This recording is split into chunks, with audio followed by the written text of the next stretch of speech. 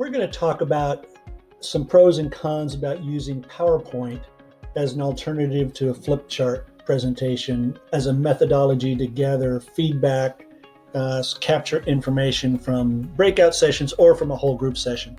So we're going to start out by taking a look at a PowerPoint presentation. Now this is actually in slideshow mode already, and this is for a lesson on teaching oral learners, but let's just use this as an example.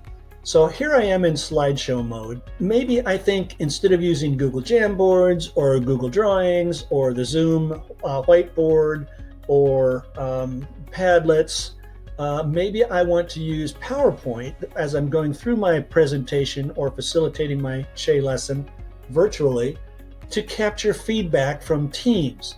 So being in slideshow mode right now, there's a real problem with that. If I'm in slideshow mode, I cannot edit onto the screen. For example, I cannot say, this is a circle, this is a hole, this is the moon, this is the sun. So I can't capture that if I am in slideshow mode.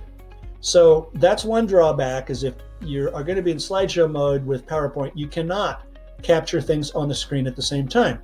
However, what if you're not in slideshow mode? What if you're in regular presentation or just regular PowerPoint and you want to capture feedback from the group as a whole?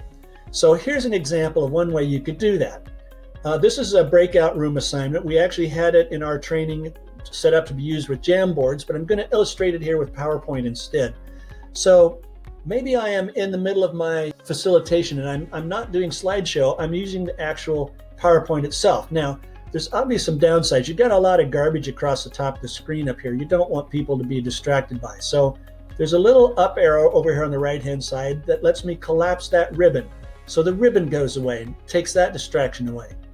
I also have the slide sorter view on the left-hand side, but again, I can hover over this space right here and I can minimize that down to be very, very small. So this fills most of the screen now. So just imagine that this is an assignment for a breakout room or as a group assignment, and we want to look at the next page where I want to capture their observations. All I have to do is go to that next page, and since I'm not in slideshow mode, it will let me capture observation 1, observation, if I could type it helps, etc., etc., etc. So I can use PowerPoint to capture discussion information, large group assignments. It's not really good for breakout assignments, so it's really better for a full group discussion because, again, you're in a PowerPoint. You'd have to have a separate PowerPoint with separate URLs for each breakout room, and that's just not very efficient. So I would recommend you use this. If you don't want to use Jamboards or Drawings or Padlets or the Zoom whiteboard, you can use your actual presentation. Just don't go into slideshow mode. Just be in your regular presentation. Minimize the ribbon. If you need to get the ribbon back, there are ways to do that. If you need to expand the slide over here so you can see the next slide a little bit more, you can. But again, I would recommend you keep it minimized as much as you can to take away distractions from the viewer. So that's how you could use PowerPoint as a way to emulate flip chart if you so choose. Thank you very much.